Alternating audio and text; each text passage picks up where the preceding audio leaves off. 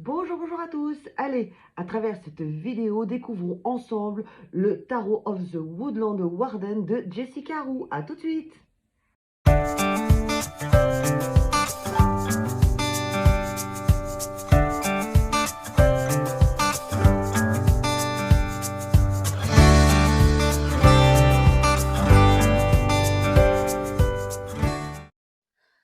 Bonjour, bonjour à tous et bienvenue chez Renard Bleu. Allez, je viens tout juste de le recevoir. Mais oui, comme d'habitude, j'ai déjà ouvert le tarot pour le parcourir très rapidement pour le voir. Alors, je me réjouis à travers cette vidéo de présenter ce tarot of the Woodland Warden de Jessica Roux de chez Amber Lotus, version anglaise. Et moi, ça me va très très bien. Pour ceux qui pratiquent déjà bien le tarot, ça ne va pas du tout poser problème. Alors, voilà la boîte, carton rigide, couleur un peu, justement du style de Jessica Roux, hein. C'est vraiment... c'est un peu sa marque de fabrique, au niveau design, illustration, voilà. Hem, Elle avait fait un oracle qui ressemble un peu à cela d'ailleurs, mais moi j'ai plus scotché sur le tarot, de ce que j'ai déjà parcouru. Voilà l'intérieur avec un verre un peu, comment dire? Un peu tout doux, un vert tout doux, voilà, avec des petits graphiques de feuilles, c'est joli, c'est bien, c'est mignon. J'aime bien le côté. Hop, allez, on va mettre ça de côté. Le livret, voilà, que je vais vous présenter après. Les jeux, les cartes plutôt, on va les regarder dans quelques instants. La description, qui est Jessica Roux. Ne me faites pas lire en anglais, s'il vous plaît. Et l'arrière aussi. Et s'il vous plaît, ne me faites pas lire non plus l'arrière du coffret. Mais je vous le rapproche pour ceux qui sont très, très doués. Voilà. Des petites fleurs sur les côtés, vraiment carton rigide, un emplacement là pour les cartes. Et on met là aussi de côté le couvercle, juste là, à côté de mon renard. Voilà. Oh, mais dis donc, c'est que ça veut pas. Merci. Vite fait le livret.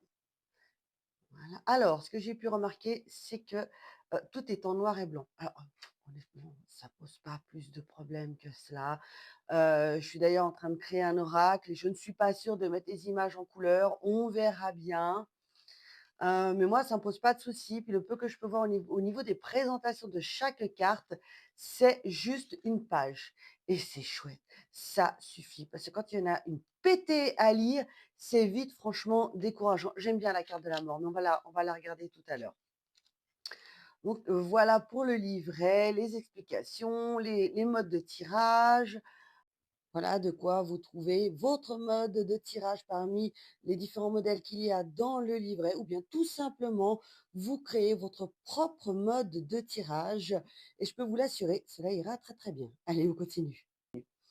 Voilà, donc maintenant on aborde la première carte du jeu de tarot de Jessica Roux avec la carte du fou avec un joli chien blanc. On retrouve certains codes comme la petite rose, le côté naïveté, le soleil, tout va bien, on est prêt pour un nouveau départ. On ne voit pas forcément les potentiels dangers, on a confiance. Il manquerait juste le chien, mais en même temps, eh ben, quelque part, il est déjà là. La première carte, donc, ah oui, puis j'ai oublié de vous montrer un peu le design des cartes. Avec un fond violet, arborant aussi différentes petites fleurs et feuilles. Très joli. Ah, moi, j'aime bien. La carte du fou, le fou, pardon, le magicien, je suis encore avec l'ancienne carte. Ah là là, mais ça c'est tout moi. La carte du magicien avec un petit raton laveur. Alors jusque-là, moi l'animal me parle, ça me parle, relativement bien parce que le raton laveur, pour ceux qui connaissent, c'est un animal qui est très habile de ses mains, qui aime faire beaucoup de choses. Donc pour moi, ça me parle, d'avoir utilisé le raton laveur en tant que, personnage du magicien dans le tarot. Alors on continue. Waouh, la grande prêtresse avec la chouette blanche et une carte qui représente quand même bien, le mystère, tout ce qui est l'intuition, le savoir caché avec la lune. Non, non, vraiment, waouh et puis vous savez avec l'image du dessin du parchemin aussi qui est refermé, dont elle seule connaît un peu, ce qu'il y a d'inscrit à l'intérieur. On continue avec l'impératrice, la carte de la créativité, de l'art, de l'intelligence, de la fécondité, de la maman. Ouais, bah, avec le lapin aussi, là, quelque part, ça me paraît très logique. Je le comprends complètement. Pour moi, c'est un bon choix effectivement, hein. Allez, on continue. L'empereur avec un bel ours, presque un grizzly, on pourrait même penser, hein, la carte de l'empereur. Ouais, puis ça représente aussi effectivement bien tout ce qui est autorité, structure, le fait de respecter les règles, les consignes. Non, non, hein, vraiment, elle est magnifique. Mais je ne vais pas vous donner toutes les significations de toutes les cartes parce qu'on n'a pas fini. La carte du pape, ouais, franchement, oui, ouais, j'aime bien. Alors après, pourquoi un bélier?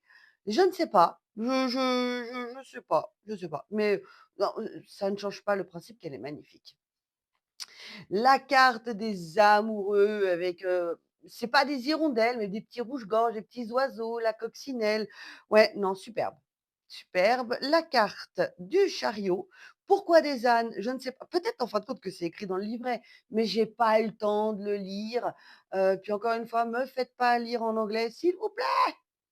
Mais ouais, non, j'aime bien. La carte de la force douce, avec le lion, la petite souris, la carte de la maîtrise malgré sa petite taille, la petite souris arrive à très bien et avec douceur maîtriser sur le roi des animaux. La carte de l'ermite avec la petite moufette, mais elle est trop chou! Elle est trop, trop chou. Allez, on continue. La carte de la roue de fortune. Ouais, elle est chouette. Alors, c'est vrai que moi, ce qui me perturbe là, c'est qu'on ne retrouve pas les différents personnages ici et surtout le côté avec le sens où ça remonte, le côté karma, où quand on est en bas, vraiment que ça va pas bien, généralement, on ne peut que remonter. Celui qui descend, le cycle quoi, quelque part, le cycle, avec aussi en principe le sphinx qui est là, qui lui maîtrise ses émotions, voilà, donc ça me dérange un peu que ça n'y soit pas, mais ma foi, c'est comme ça et puis avec le beau col vert, c'est juste magnifique. On continue. Waouh, la carte de la justice avec le petit capucin. Ouais, toute mimi. On continue. Allez, on accélère un peu le pas. Le panda. Le pan mais ça va bien moi aujourd'hui, hein, mais ça va bien, hein. Donc le pendu, veuillez m'excuser, le pendu avec un animal australien, je ne sais plus du tout le nom. Je sais qu'il fait partie des marsupiaux. Il porte ses petits bébés dans la poche. Ouais, ouais, une grande bouche en plus. Ouais, mais il est trop chou. Allez, on continue, puis ça lui va bien. La carte sans nom ou la carte de la mort. Alors, ouais, là par contre, bon, c'est vrai que c'est un renard. Pourquoi le renard avec la carte de la mort? Je ne sais pas. Jessica, je veux des explications, madame Roux. Mais quoi qu'il en soit, ouais, le design est incroyable. J'adore ce côté un peu, bah, voilà, il y a le visage à moitié squelette, tout le reste est squelettique. Ouais, elle est belle, elle est très, très belle, elle est très, très belle. La tempérance, waouh! Elle est belle aussi, très, très belle, très jolie. Carte, bah, oui, hein, carte de l'équilibre quelque part, hein. La carte du diable. Ouais, bon, bah, c'est peut-être aussi d'avoir utilisé, la chauve-souris en rapport avec le côté un peu vampire des époques, passées, Dracula et tout cela, qu'on pourrait symboliser vraiment au côté diabolique, alors que les chauves-souris, c'est vraiment adorable. J'ai déjà eu l'occasion d'en caresser une, mais, oh alors c'est mimi. Alors, hop, on continue. La carte de la tour. Alors ouais, donc étant donné qu'on est dans un domaine animalier, on va pas représenter une tour, avec des briques et tout cela, mais ça sera plutôt, bah, forcément l'arbre, le nid qui se détruit, où est-ce que vont loger les différents oiseaux, même ouais, c'est même des vautours. C'est vraiment le côté vautour. Par contre, pour le coup, le fait d'avoir utilisé des oiseaux ou est, la chute, vraiment le côté destruction plus, plus. Parce que là, les oiseaux quelque part, bah, ils s'envolent, ils sont protégés dans un sens avec, leur capacité de voler. Mais, dans le jeu traditionnel du tarot, la chute, elle est quand même bien présente. Je sais pas si je l'ai là. Est-ce que je l'ai tout de suite? Ta ta ta ta. C'était pas la dernière, mais c'est pas loin. Vous voyez, on voit bien la les personnages, qui chutent vraiment, bah, il y a plus de contrôle, il y a plus rien. Il y a plus rien, on ne peut que subir et ça, c'est quelque chose qu'on ne voit pas forcément dans cette carte de la tour. Alors encore une fois, là, je vais vite en besogne, je donne mes interprétations, mes impressions plutôt, mais encore une fois, là, je n'ai pas lu le livret et il y a certainement une explication aussi éventuellement à tout cela. On continue avec la carte de l'étoile. Les ouais, ouais, on voit bien l'étoile bien mis en valeur, côté sérénité, le bonheur d'être à sa place. Allez, on continue avec la carte de la lune. Allez, on accélère le soleil. Beau cheval blanc, la carte du jugement. Je trouve ça très, très, très logique. Très bien faite. Waouh! Allez, la carte maintenant du monde. Ouais, sublime. Je vous laisse aussi le temps de bien regarder, hein. L'as de bâton, le 2 de bâton, le 3 de bâton. Oui, oui, j'ai dit qu'on accélérait le pas, hein, quand même, hein. Le 4, le 5 de bâton, la lutte. Le 6 de bâton. Sortir vainqueur, la réussite, le 7 de bâton. Oui, oui, pas seul. Le 8 de bâton. Ouais, tout s'accélère. Le 9 de bâton, on commence en principe à ressentir un peu l'épuisement, la fatigue. Et là, bah, là c'est pareil, je ne ressens pas, je ne vois pas véritablement. Surtout qu'au niveau de la corne, on devine légèrement le petit pansement. Mais voilà, ouais, là, ça me parle moins. Le 10 de bâton, oui. Bon, on ne le sent pas forcément bien épuisé plus que tant, mais oui, oui, oui, on reconnaît quand même bien la carte, hein. Le valet, il est mignon. Petite martre. Chevalier, sorte de triton. La reine, le chat. Ouais, c'est assez logique d'avoir mis un chat. Un triton aussi, le roi. Passons aux coupes. L'as de coupe, oui, simple, efficace. Le 2 de coupe,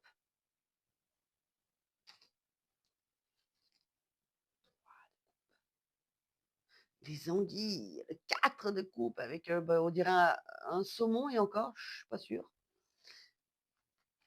Le petit furet avec le 5 de coupe, là on reconnaît très, très bien, hein.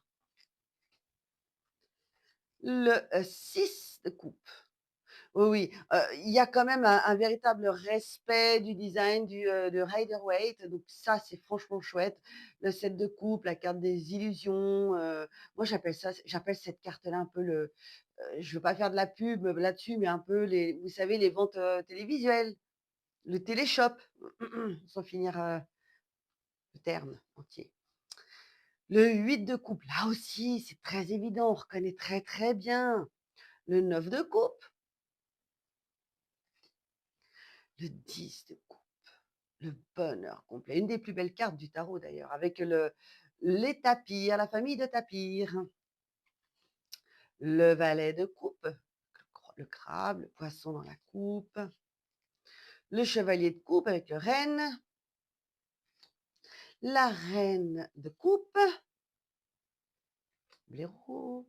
La loutre pour le roi de coupe.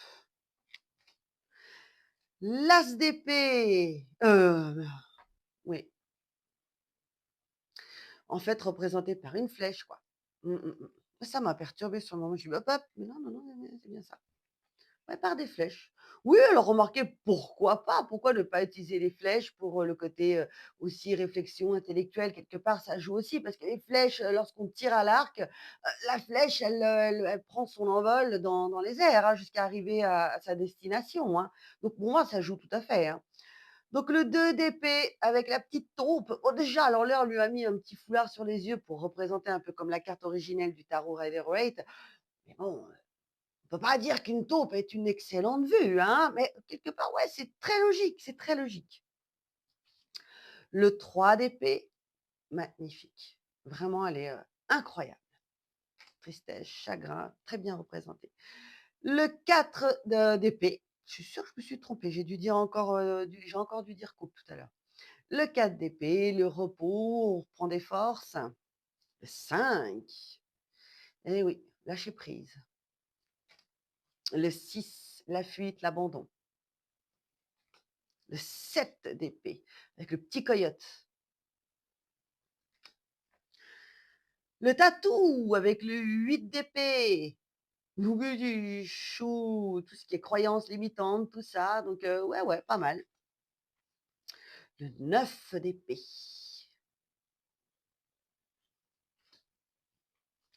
Le 10. Le valet. Ah, logique. Corbeau pour le chevalier. Le lynx avec la reine d'épée. Le roi avec le cerf. Allez, l'as de pentacle avec la tortue. Tortue d'eau en plus, tortue de Floride si je ne me trompe. Le 2 de pentacle avec le serpent, pour le côté adaptation, tout ça, ouais, ouais. Là, j'aime beaucoup. Le 3 de pentacle avec les abeilles, la collaboration est très, très bien représentée, exprimée là-dessus, hein. Vraiment, ouais, j'adore. Le 4 de pentacle, les économies, parfois l'égoïsme, faire attention aussi, on comprend bien. 5, le 6, présenter les choses justes, oui. Le 7, avec une antilope de je ne sais plus d'où. Le hérisson avec le 8 de pentacle. Oui, on reconnaît quand même relativement bien la carte et son interprétation, hein. Le 9 de pentacle. Alors, d'habitude, là aussi, dans la carte originale, on a le faucon qui accompagne le personnage, et tandis que là, bah, il n'y a que le faucon. Ah bah tiens, c'est bien, j'ai de la chance. Voilà, voilà, voilà. Donc là, par contre, il a un masque, la tête voilée, cachée. Et là, c'est un peu pareil aussi, dans la même idée en tout cas, hein. Donc quelque part, on retrouve. J'aime bien, franchement, j'aime beaucoup l'idée. Bon, bah, je laisse mon tarot là. Allez, le 10 de pentacle avec les chiens. L'as de pentacle avec l'araignée. Chevalier de pentacle. Ah, il va pas arriver bien vite, hein, ça, ouf, prendre le temps, hein. La reine de pentacle avec le petit écureuil. Le roi de pentacle avec le mouflon ou le bélier. Alors voilà pour l'interprétation des cartes. Moi, ce que je vais faire, ce que j'aime faire, c'est, de purifier, mon jeu avec de la sauge sang de dragon, et puis ensuite, c'est de carrément dormir avec mes cartes en les plaçant sous mon oreiller. Parce que j'aime, bah, développer ce côté, voilà, le partage de l'intuition avec, mes jeux de cartes au niveau de la nuit. J'ai toujours fait ça, j'ai toujours fait ça. Bref, alors, qu'est-ce que vous en pensez de ce jeu que je viens de vous présenter? Est-ce que cela vous parle ou pas? Est-ce que cela vous donne envie? En tout cas, le jeu est magnifique, les cartes sont sublimes. La seule petite chose, c'est que je ne comprends pas forcément pourquoi avoir choisi tel ou tel animal pour représenter une lame. Il doit y avoir certainement une raison, hein, ça je ne dis pas, hein. Mais pour cela, il faudra, et oui, lire. chaque interprétation. Allez, par exemple, je vous montre celle-ci, cette description-là que je vais vous laisser lire et traduire. Parce que moi, il me faut quand même un peu plus de temps, hein. Ça fait longtemps que je n'ai pas, parlé l'anglais. Ça va, mais il y a bien longtemps que je ne le maîtrise plus du tout, hein. Donc voilà, je vous montre comme ça quelques pages. N'hésitez pas à faire, une capture d'écran pour faire de la traduction et voir si ça correspond pour vous. Mais voilà, c'est le seul petit retour que j'ai. Madame Jessica Roux, si vous avez une explication volontiers. Et puis voilà. Mais en tout cas, j'aime beaucoup, beaucoup, beaucoup ce jeu et je me réjouis sincèrement de l'utiliser une fois que j'aurai purifié et puis, comment dire? On va dire, ouais, partager nos énergies pour qu'ils deviennent vraiment miens. Donc voilà, j'espère que cette vidéo vous a plu, que cela vous a donné, envie d'acquérir ce fabuleux tarot, encore une fois, de Jessica Roux, un tarot des éditions Amber Lotus. Sur ce, n'hésitez pas à vous abonner en actionnant la petite clochette. Et puis pour moi, si vous avez envie de me retrouver, de me contacter pour un tirage, pour une guidance par téléphone, par, une question-réponse vidéo ou bien en présentiel ici dans mon cabinet, eh bien n'hésitez pas à vous rendre sur renardbleu.ch, c'est ici. Sachez aussi que je pratique depuis de nombreuses années la médecine chamanique, la guérison de l'âme et pouvoir vous retirer les différentes intrusions énergétiques qui vous plombent la vie et je peux aussi vous aider à découvrir quel est votre animal totem. Et bon, il y a une plus grande explication aussi sur mon site, hein. Et puis n'hésitez pas aussi, si vous avez envie de comprendre votre lieu, que cache votre lieu, pourquoi vous vous sentez pas si bien que ça à l'intérieur. Je pratique la géobiologie, je suis diplômée. Enfin, ça y est, après nombreuses années. Bref, je vous dis à tout bientôt avec Renard Bleu. Gros bisous, ciao, ciao!